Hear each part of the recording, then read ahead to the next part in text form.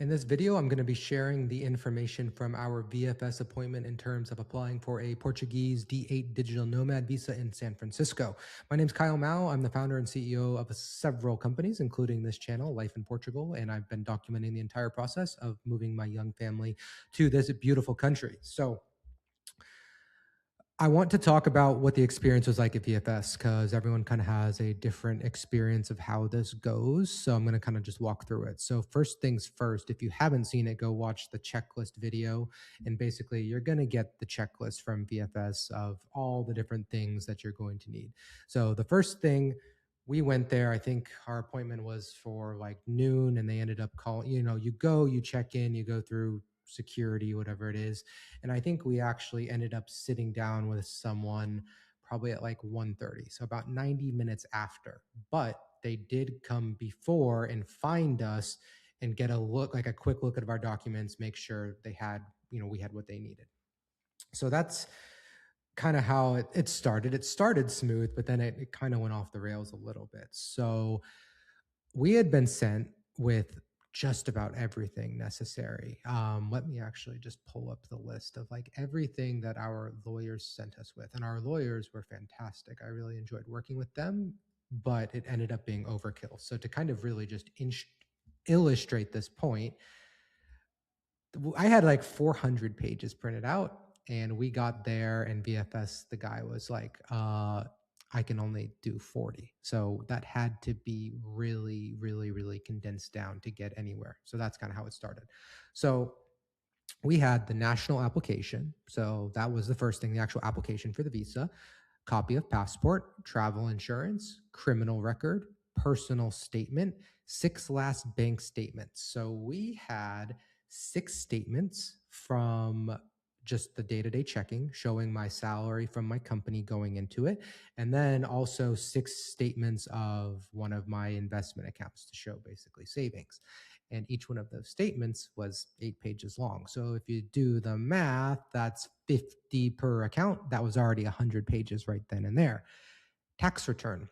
My 2024 tax return, because this was January 2026, that tax return was like 100 something pages because I've been an expat for 10 years. I have multiple holdings, multiple companies, crypto. So the tax return was very, very in depth. It was a giant stack of things. So that was number 7 on the list.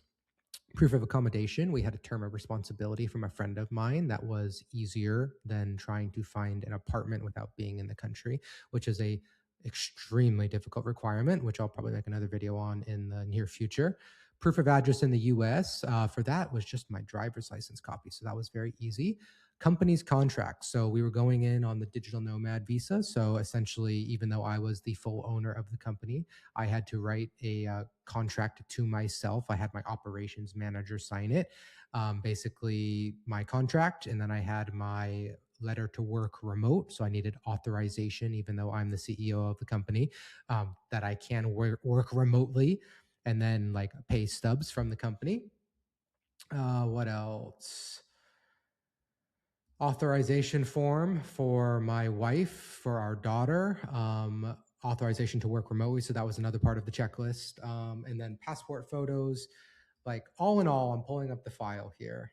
What was the total file? Actually, it's not even there. Doesn't matter. It was a lot. So more than we needed. And all they cared about at VFS was they were following the checklist. Like, here's the checklist. Give us your checklist. Let's go through it bit by bit and make sure we have everything. So the bank statements, I had to get all of those down to basically 1 page. So the summary, or in the case of the pay stubs, like the actual salary being deposited from the company, I had to get the personal statement. That was obviously just 1 page. What else was it? So yeah, that was it.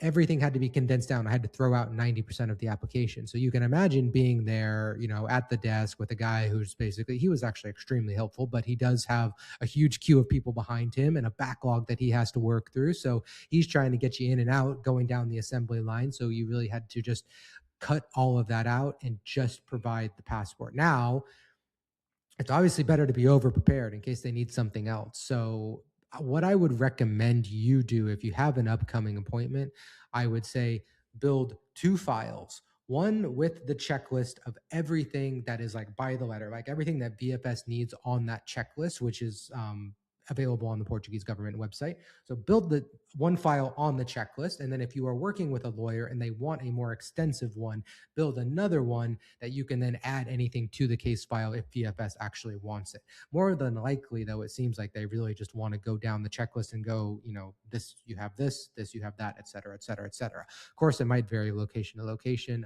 San Francisco is the one we were at.